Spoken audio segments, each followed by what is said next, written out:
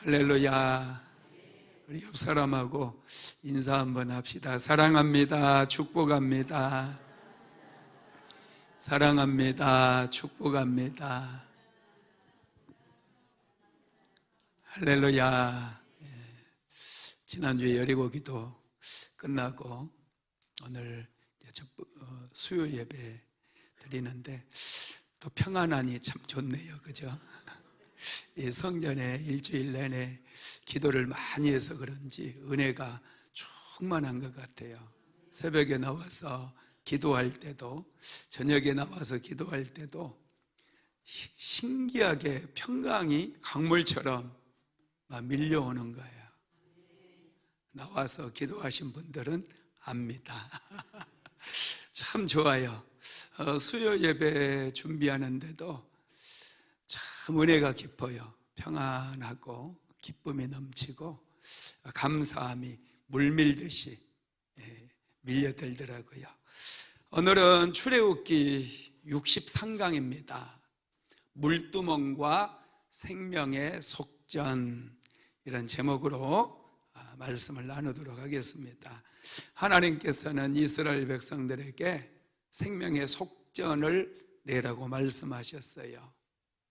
성막을 만드는 거 하나하나 과정을 하나님께서 다 지시하시고 이제 생명의 속전을 내라고 말씀을 하는데, 이 생명의 속전은 모든 사람들이 생명의 가치를 인정받고 하나님의 보호를 받기 위함이에요.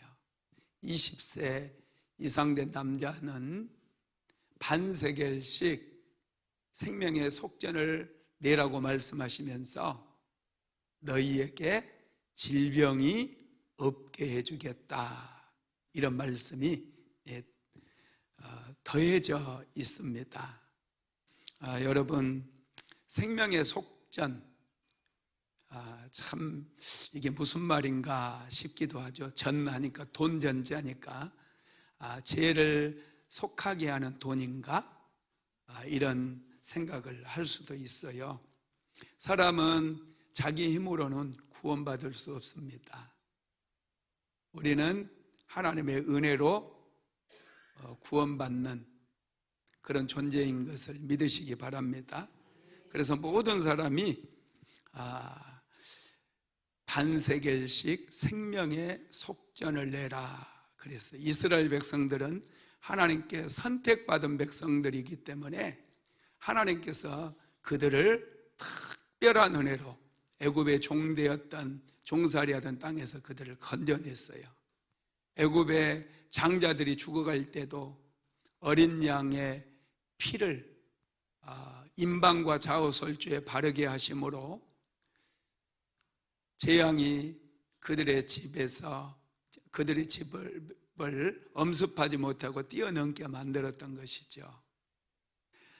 여러분, 노아 홍수가 일어나기 전에 하나님께서 노아에게 방주를 만들어라, 이런 말씀하시죠. 그죠? 방주를 만들었어요. 잣나무를 가지고 방주를 만들었는데, 여러분, 나무로 만들면 나무에는 틈이 생기잖아요. 그래서 이 역청으로 틈을 전부 메우도록 만들었거든요. 역청을 바르지 않으면 아무리 좋은 배를 만든다 할지라도 물이 들어와서 배가 가라앉아 버려요. 그러면 다 죽을 수밖에 없거든요. 그래서 하나님께서는 잣나무로 배를 만들고 역청으로 판 사이를 전부 메꾸라, 이렇게 말씀을 하셨습니다. 여러분, 이 역청이라고 하는 단어가요, 히브리어로 카파르예요. 카파르. 이것은 덮다, 속죄하다, 이런 뜻도 있어요. 이게 명사형이 코페르인데요, 코페르는 속전이라고 하는 뜻도 있고 몸값이라고 하는 뜻이 있어요. 하나님께서 이스라엘 백성들을 특별히 노아의 가족들을 하나님께 살려주시기 위해서 역청을 바르게 하신 거예요.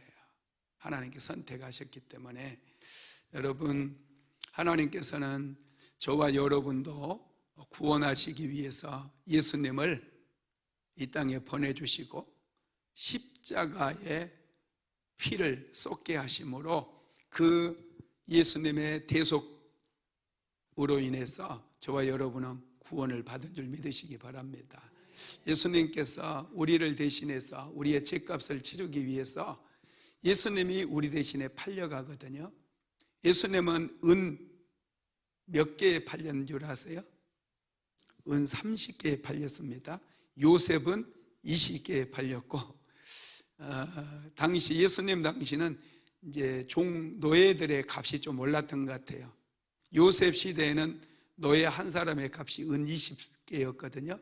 그런데 예수님 당시에는 30개였어요. 예수님께서 은 30에 팔리셔서 저와 여러분의 죄값을 치러 주신 것이죠. 한마디로 얘기하면 속죄는, 생명의 속죄는 여러분의 목숨값이라는 거예요. 오늘은 이제 본문이 두 가지가 나와 있어서 두 가지를 좀 배우도록 하겠는데요. 먼저 첫째, 생명의 속전에 대해서 우리가 좀 자세히 배워보도록 합시다. 출애굽기 30장 12절에서 15절까지 같이 읽어봅니다. 내가 이스라엘 자손의 수요를 조사할 때에 조사받은 각 사람은 그들을 계수할 때 자기의 생명의 속전을 여호와께 드릴지니 이는 그것을 계수할 때 그들 중에 질병이 없게 하려 함이라. 무릇 계수 중에 드는 자마다 성소의 세겔로 반세겔을 낼지니 한 세겔은 20게라라. 그 반세겔을 여호와께 드릴지며 계수 중에 드는 모든 자 곧 20살 이상 된 자가 여호와께 드리되 너희의 생명을 대속하기 위하여 여호와께 드릴 때 부자라고 반세겔에서 더 내지 말고 가난한 자라고 덜 내지 말지며. 아멘. 이 생명의 속죄는 자신의 생명을 위한 속죄금이라는 거예요. 하나님께서는 이스라엘 백성들을 선택해 주시고 홍해바다를 건너가게 해 주셨고 또 지금 시내산까지 이끌어 주셨거든요. 그러면서 성막을 만들게 하셨고 그들의 죄 사함을 받을 수 있는 길을 열어주셨잖아요. 그리고 나서 생명의 속전을 바치라 이렇게 말씀을 하셨어요. 특별히 모든 사람이 20세 이상의 모든 사람이 다 생명의 속전을 바쳐야 된다는 거예요. 이게 뭐죠? 모두가 죄인이라는 거예요. 하나님의 은혜 아니면 스스로 구원할 수 없는 존재들이라는 거예요. 그래서 이스라엘 백성들은 신분 고하를 막론하고 부자든지 가난하든지 이걸 막론하고 전부 생명의 속전을 하나님 앞에 내야 합니다. 특별히 생명의 속전을 내게 될 때 하나님께서는 그들 중에 질병이 없게 만들어주겠다 이런 말씀을 하셔요. 이스라엘 백성 중에 생명의 속전을 모두가 다 하나님 앞에 지불하게 되면 그들 중에 질병이 발병하지 않도록 만들어주시겠다 이렇게 말씀을 한 것이죠. 그러면 이 생명의 속전을 통해서 하나님께서 저와 여러분에게 가르쳐주고자 하는 것은 무엇일까요? 첫 번째, 부자나 가난한 자 차별이 없다는 거예요. 생명의 속전은 부자나 가난한 자 차별이 없습니다. 교회에서는 차별하면 안 돼요. 부자라고 가난하다고 무시를 받는다든지 또 부자라고 대우를 받는다든지 이런 게 없어야 된다는 거예요. 출애굽기 30장 15절 말씀도 한번 읽어봅시다. 15절 다시 읽어봅시다. 너희의 생명을 대속하기 위하여 여호와께 드릴 때 부자라고 반세겔에서 더 내지 말고 가난한 자라고 덜 내지 말지며. 생명은 가난한 사람의 생명이나 부자의 생명이나 똑같습니다. 인격도 똑같아요. 그래서 교회에서는 모두가 존중받아야 돼요. 교회에서 절대 누구 무시하거나 좀 얕잡아 보거나 이렇게 하지 마십시오. 모두가 존중받아야 될 그런 대상이라는 거 믿으시기 바랍니다. 여러분, 세상은 그런 몸값이 같을까요? 다를까요? 다르죠. 손흥민 몸값 비싸요. 엄청 비싸요. 또 배우들도, 영화 배우들도 다 몸값이 같은 게 아니에요. 주연 배우급들, 이 사람들은 몸값이 엄청 셉니다. 직장에 다닌다고 해서 다 똑같은 봉급을 받는 게 아니죠. 몸값이 달라요. 능력에 따라서. 세상은 이렇게 몸값이 다르지만은 하나님께서는 부자든지 가난한 자든지 똑같이 쳐준다는 거예요. 하나님 좋으신 하나님이죠. 그죠? 여러분들이 부자든지 가난한 자든지 하나님 앞에 나와서 예배드리며 부자의 예배는 기쁘게 받으시고, 오, 잘 왔어. 가난한 사람이면 너는 왜 왔어? 이러는 분이 아니라는 거예요. 똑같이. 오히려 가난한 자들을 더 긍휼히 여기시고 안타까워하시고, 어떻게 하면 저 사람에게 내가 복을 줄까, 이러는 분이 하나님이신 거 믿으시기 바랍니다. 그리고 생명의 속전이 똑같다는 것은 교회에서 차별 없이 또 본인이 감당해야 될 사명들이 있다라는 거예요. 하나님의 일을 하는데 여러분, 가난한 사람들은 맨날 청소만 하고 부자들은 뭐 윗자리에 앉아서 동계산만 하고 이런 게 아니에요. 교회에서는 자기들이 감당해야 될 의무가 동일하게 다 있고, 부자들은 밥만 먹고 가고 가난한 사람들은 맨날 주방에 가서 밥만 하고, 이게 아니에요. 같이 하는 거예요. 하나님께서는 그런 사람들을 아주 귀하게 보시고 축복해 주시는 건 믿으시기 바랍니다. 두 번째로 생명의 속전은, 속전은 이제 돈이라고 그랬죠. 이건 해막 봉사를 위해서 사용이 되어집니다. 출애굽기 30장 16절 한번 읽어볼까요? 너는 이스라엘 자손에게서 속전을 취하여 회막 봉사에 쓰라. 이것이 여호와 앞에서 이스라엘 자손의 기념이 되어서 너희의 생명을 대속하리라. 생명의 속전으로 들어온 그 돈 있죠. 반세겔씩 낸 돈은 모아가지고 다른 데 쓰면 안 돼요. 회막 봉사를 위해서 쓰라 그랬어요. 회막이 뭐예요? 성막이죠. 성막. 성막도 여러분 시내산에서 처음 만들 때는 아주 얼마나 좋았겠어요. 새 거고. 그런데 시간이 지나면서 이게 낡아지거든요. 제사장의 옷도 낡아지니 새로 맞춰야 되잖아요. 또 향단이라든지 진설병 상이라든지 성전에서 사용하는 그런 기명들, 그리고 또 성막의 덮개, 이런 것들은 시간이 지나면 다 낡아지고 헤어질 수밖에 없어요. 그러면 이 생명의 속전을 그런데 수리하고 새로 만들고 고치는 그런 비용으로 사용하라는 거예요.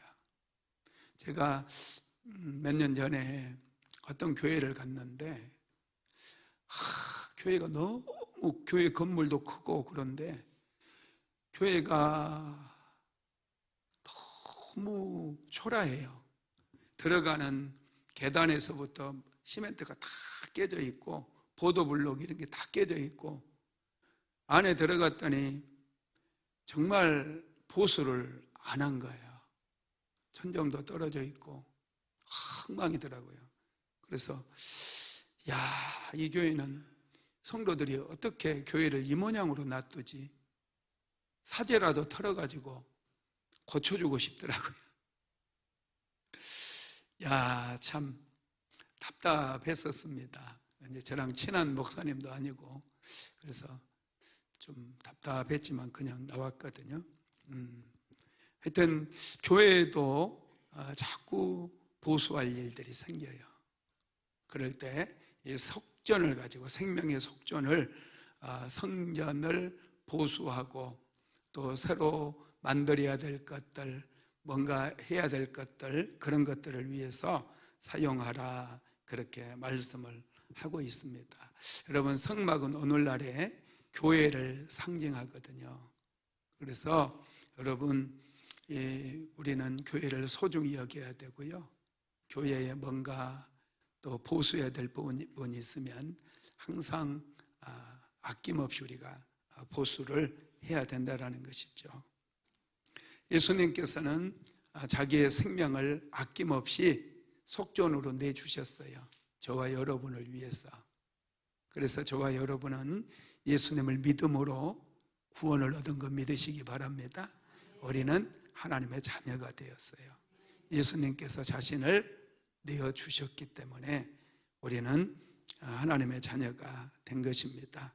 두 번째 우리가 살필 것은 물두멍인데요. 자, 출애굽기 30장 17절에서 20절까지 같이 한번 읽어봅시다.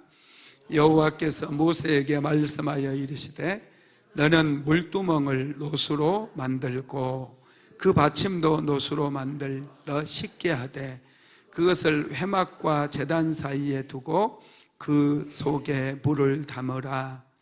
아론과 그의 아들들이 그 두멍에서 수족을 씻되 그들이 회막에 들어갈 때에 물로 씻어 죽기를 면할 것이요 제단에 가까이 가서 그 직분을 행하여 여호와 앞에 화제를 사를 때에도 그리할지니라. 아멘.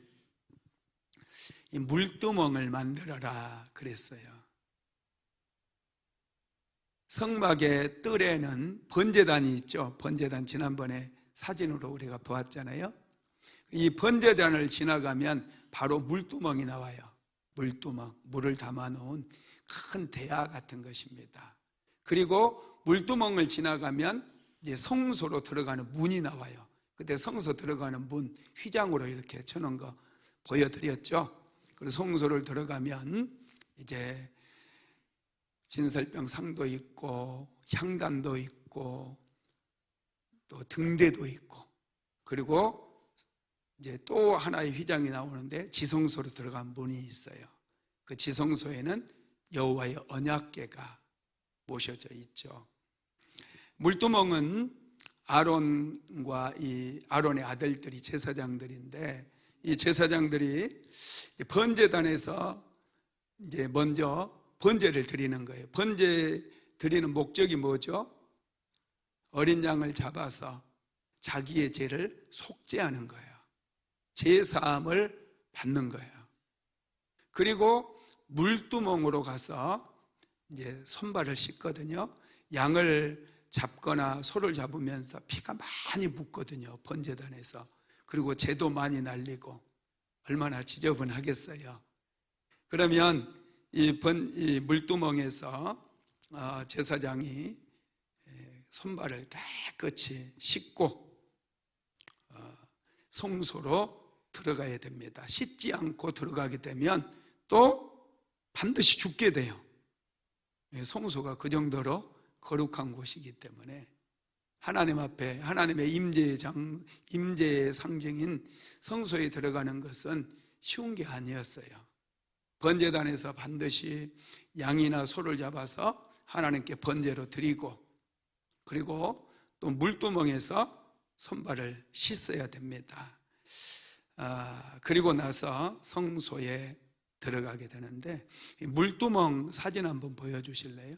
이렇게 생겼습니다. 물두멍. 저렇게 생겼는지는 정확하지는 않습니다. 왜냐하면 물두멍은 노수로만 만들려고 그랬고 그람수도 얘기하지 않았어요. 몇 킬로로 그걸 쳐서 어떤 방법으로 물두멍을 만들어라. 치수도 나와 있지 않아요. 다른 건 다 하나님께서 일일이 치수를 얘기해 주잖아요. 규빗이라고 그랬죠, 그죠? 2규빗 반, 1규빗 반, 이런 사이즈를 전부 다 얘기해 줬는데, 물두멍만큼은 하나님께서 넌 몇 그램으로 만들어야 되는지 그램 수도 얘기해 주지 않았고, 또 사이즈도 얘기해 주지 않았어요. 다 거기에도 의미가 다 있습니다. 하여튼 이 물두멍은 이렇게 생기지 않았을까 해서 상상해서 또 누군가가 저렇게 그림으로 남겨놨으니 한번 참조만 하면 좋을 것 같고요. 이 물두멍이 우리에게 주는 교훈은 무엇일까 한번 살펴보겠는데, 이 물두멍에 물이 상징하는 것은 뭐냐면요, 하나님의 말씀을 상징해요. 물은 하나님의 말씀을 상징합니다. 예수님께서 제자들의 발을 씻길 때도 대야에다가 물을 담아서 수건을 허리에 차고 제자들의 발을 씻어주잖아요. 그때 베드로는 예수님께 어떻게 예수님이 내 발을 씻기십니까? 이렇게 안 하려, 예수님이 씻겨주는 것은 안 하려고 그러거든요. 그때 예수님께서는 내가 씻겨주지 않으면 너와 상관이 없다, 이런 말을 해요. 그러니까 베드로가 내 발만 아니라 온 몸을 목욕까지 시켜달라고 그래요. 그러니까 예수님께서 뭐라고 그래요? 이미 목욕한 자는 발밖에 씻을 것이 없다, 이렇게 말씀하시거든요. 발만 씻어도 된다는 거예요. 여러분, 번제단에서 이미 다 제사함을 받았어요. 그리고 이 물두멍에서 다시 오염됐잖아요. 제사를 드리면서도 오염된 것들, 이런 것들을 다시 씻어라고 말씀했거든요. 그러니까 이 물두멍의 물은 우리 오염된 것들을 씻어주는 거죠. 하나님의 말씀이, 우리가 분명히 예수를 믿음으로 인해서 제사함을 받았거든요. 그런데 죄가 있는 곳에 살다 보니 자꾸 오염이 돼요. 세상에서 살다 보니. 그래서 우리는 매일마다 하나님의 말씀으로 우리 자신을 씻어내야 된다는 거예요. 그래야 항상 우리가 깨끗하고 거룩함으로 하나님을 예배할 수 있고 하나님께 주시는 은혜에 충만하게 받을 수가 있게 된다는 것이죠. 에베소서 5장 26절에서 27절 한번 읽어볼까요? 이는 곧 물로 씻어 말씀으로 깨끗하게 하사 흠이 없게 하려 하심이니라. 아멘. 세상에서 살다가 부지런히 직장에서 또 사업장에서 일하다가 수요 예배에 나왔잖아요. 수요 예배에 나온 이유는 하나님의 말씀을 듣기 위해서. 우리가 하나님의 말씀을 듣다 보면 또 내 잘못된 생각들이 교정이 되어지고 나의 삶의 잘못된 방향들을 다시 수정할 수 있어져요. 그래서 다시 우리가 정결케 되어지고 깨끗해짐으로 하나님 앞에 은혜를 입을 수가 있게 된다는 거예요. 이게 여러분 물두멍의 역할이라는 것이죠. 두 번째로 물은 성령을 상징합니다. 요한복음 7장 37절에서 38절까지 같이 읽어봅시다. 누구든지 목마르거든 내게로 와서 마시라. 나를 믿는 자는 성경의 이름과 같이 그 배에서 생수의 강이 흘러나리라 하시니 이는 그를 믿는 자의 받을 성령을 가리켜 말씀하신 것이니라. 아멘. 예수님께서도 이 물을 성령에 빗대서 말씀하시기도 하셨어요. 물은 성령을 상징하기도 하죠. 그래서 성령으로 우리가 제사함을 받았다 할지라도 성령을 충만하게 받아야 세상을 이기며 죄를 이기며 살아갈 수가 있게 돼요. 예수님의 12명의 제자들은 분명히 예수님을 믿었거든요. 그런데 예수님께서 십자가에 못 박히실 때 그들은 다 도망가 버렸어요. 예수님을 모른다고 부인하기까지 했어요. 베드로는 3번이나 예수님을 모른다고 부인하고 예수님 보는 앞에서 또 저주까지 하거든요. 그랬던 예수님의 제자들이 오순절 성령 강림을 경험하고 나서 완전히 변해버려요. 더 이상 그들은 두려워하지 않아요. 감옥에 들어가는 것도, 또 심지어는 핍박받고 채찍질 당하는 것도, 죽임을 당하는 것도 두려워하지 않게 됩니다. 저와 여러분도 제사함을 이미 받았죠. 예수님을 믿음으로 성령을 충만하게 받아야 돼요. 그래야 세상을 넉넉히 이길 수 있다는 것을 믿으시길 바랍니다. 그러면 여러분, 이 물의 용도, 효용은 무엇이냐? 첫 번째, 제사장들의 손과 발을 씻었다, 그렇게 말씀했죠. 여러분, 물은 손과 발을 씻는데 이 물이 또 말씀과 성령을 상징한다고 그랬잖아요. 이 말씀과 성령이 우리를 정결하게 만들어요. 우리를 깨끗하게 만들어서 신실한 하나님의 사람으로 세워줍니다. 두 번째로, 이 물두멍이 거울로도 사용이 됐는데요. 출애굽기 38장 8절 말씀 한번 읽어봅시다. 놋으로 물두멍을 만들고 그 받침도 놋으로 하였으니 곧 회막문에서 수종드는 여인들의 거울로 만들었더라. 여러분, 놋으로, 유리거울이 나오기 전에는 놋으로 거울을 만들어서 청동거울이라고. 청동거울 보신 적 있어요? 못 보셨을 거예요. 박물관에 가면 청동거울이 있어요. 조선시대 때도 청동으로 거울을 만들었어요. 그러다 보니 로마서에 보면은, 고린도 전서인가요? 거기에 보면은 우리가 거울을 보는 것처럼 지금은 희미하게 본다고 그러잖아요. 그게 이해가 안 되죠. 거울이 얼마나 선명한데요. 좀 거울이, 옛날에는 거울이 녹거울이었어요. 이 청동을 반짝반짝 이렇게 닦아가지고 거기에 비치는 걸로 보니까 희미하게 보이는 거거든요. 그런데 요즘은 유리거울을 만들어 놓으니 아주 작은 그런 솜털까지도 다 보여요. 주근깨도 다 보여가지고, 옛날에는 주근깨 때문에 고민한 사람 아무도 없었어요. 왜 그런 줄 아세요? 나이가 먹어도 주름이 지잖아요. 그럼 요즘 어머, 또 여기 주름이 또 생겼네, 눈 밑에 자꾸 처지고 주름 생겼네, 그러는데 옛날에는 그런 걱정할 일이 없었습니다. 왜요? 거울이 안 좋아서 안 보여요. 안 보여. 그러면 참 그때가 좋았겠죠, 그죠? 거울 없애버리고 다시 청동 거울로 자꾸 얼굴 보면서 스트레스 받는 분들은 좀 거울이 없이 청동 거울을 줘야 돼요.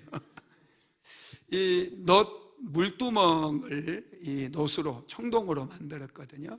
이걸 아주 반짝반짝하게 해서 그 성막에서 수종도는 여인들 거울로도 사용하게 만들었던 것 같아요. 성막에서 수종을 두는데 막 얼굴에 막 눈곱이 끼어 있다든지, 막 얼굴, 머리도 막 헝클어져갖고 야생 노숙인처럼 그렇게 뭐 있다든지 그러면 안 되잖아요. 하나님 앞에 들어가야 되는데. 그래서 여인들이 이 거울 앞에 이 물두멍으로 자기 모습을 좀 보고 머리도 다듬고 또 얼굴도 좀 다듬고 그렇게 제사장들을 보좌해서 하나님을 예배하는 일을 도우라, 이런 말이에요. 여러분들도 교회 올 때 그냥 나는 생얼이 좋아 이래서 그냥 오고 그러는 거, 야, 너는 남자 앞에서는 그렇게 화장도 하고 난리더니 왜 내 앞에서는 쌩얼이냐? 하나님께서 그렇게 말씀하실 수 있어요.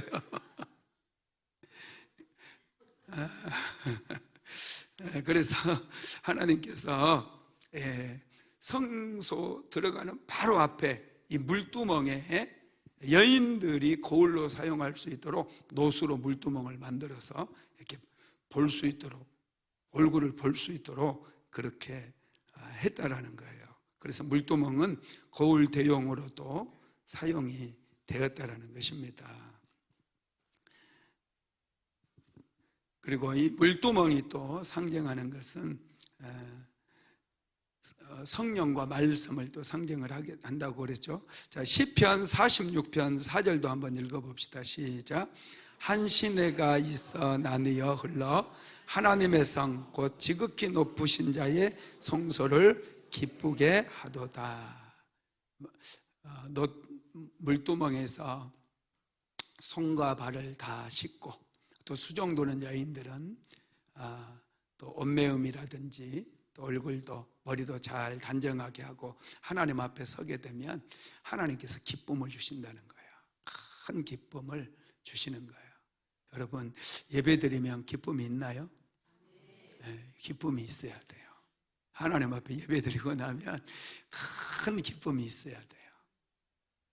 목사님, 나는 예배만 드리면 짜증나 막 그러면 안 돼요. 시편 119편 50절도 한번 읽어볼까요? 시작. 이 말씀은 나의 곤란 중에 위로라. 주의 말씀이 나를 살리셨음이니라. 곤란 중에 위로. 하나님께서는 말씀과 성령을 통해서 우리를 위로해 주시고 우리를 살려주신다는 것이죠. 그러니까 지치고 힘들 때 세상으로 나가면 오히려 더 상처받고 더 힘들어요. 지치고 낙심이 되고 그러면 어떤 분들은 잠수를 타. 잠수 타면 안 돼요. 힘들 때 하나님 앞에 나와야 돼요. 예배의 자리에 나와야 돼요. 그래서 하나님, 저 힘들어요. 하나님 위로해 주세요. 말씀을 통해서, 목사님의 설교를 통해서 하나님께서 크게 위로를 주시는, 그러면 금방 회복이 돼요. 그래서 열정을 다시 회복해서 다시 도전하고 다시 일하고, 그래서 세상에서도 축복을 받을 수 있도록 하나님께서 그렇게 말씀해 주시는 거예요. 그 다음에 세 번째, 물두멍은 치수가 없다고 제가 말씀드렸죠. 자, 출애굽기 30장 18절 한번 읽어봅시다. 시작. 너는 물두멍을 노수로 만들고 그 받침도 노수로 만들어 씻게 하되 그것을 회막과 제단 사이에 두고 그 속에 물을 담으라. 이 물두멍은 신기하게 치수를 얘기해 주지 않았어요. 왜 치수를 얘기해 주지 않았을까요?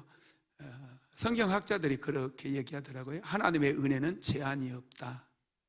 우리를 용서해 주시고 정결케 해주시고 우리를 기쁘게 해주시고 우리에게 은혜를 주시는데 그것은 제한이 없다는 거예요.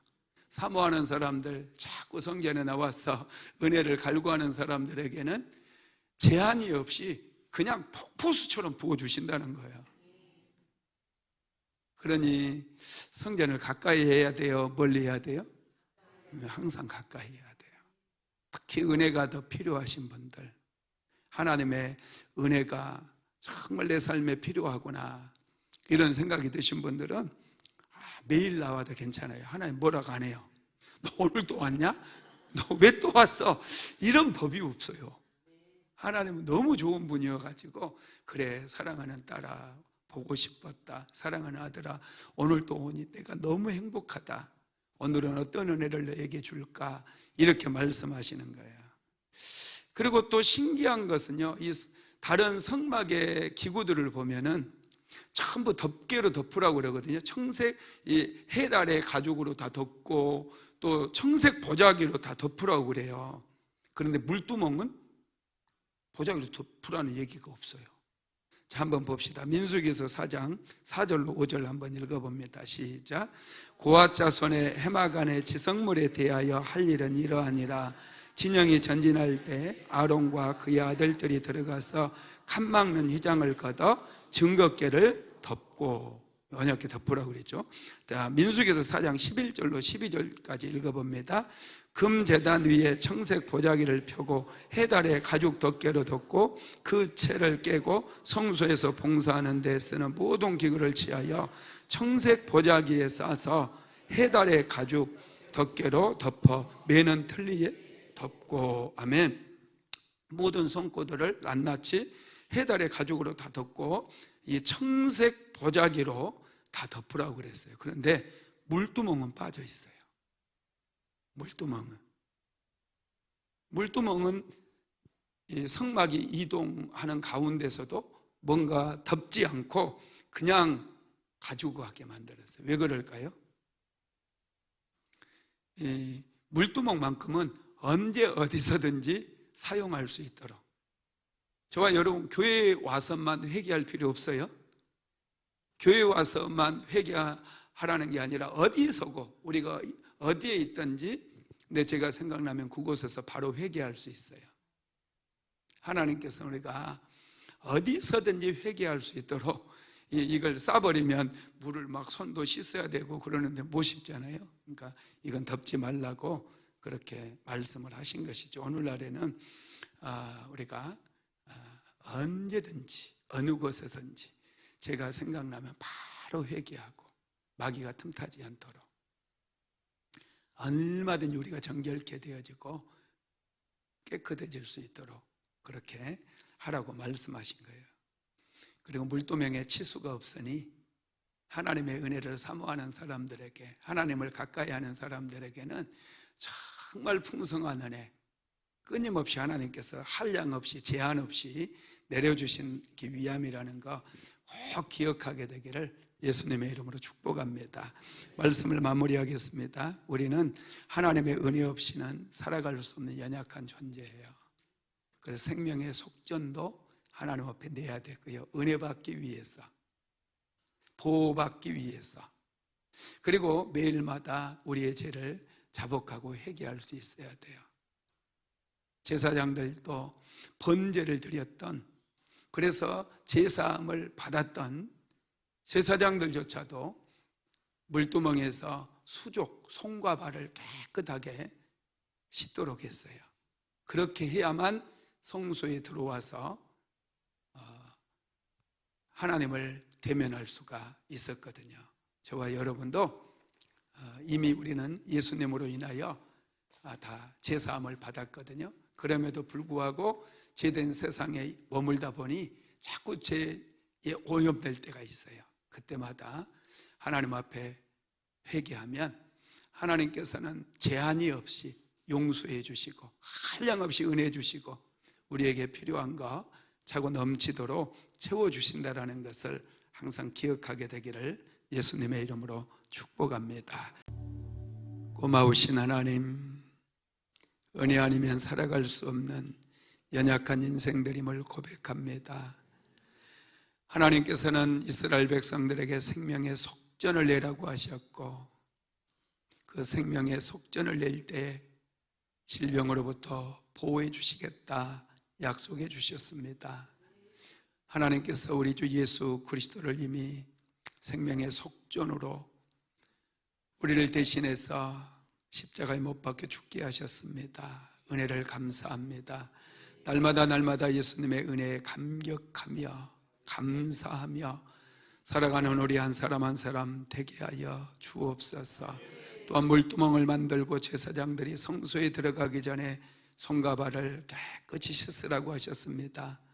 하나님, 우리는 세상 속에 살다 보니 우리가 분명 제사함을 받았음에도 또 죄의 유혹에 넘어질 때가 많고 또 죄에 오염될 때가 너무나 많습니다.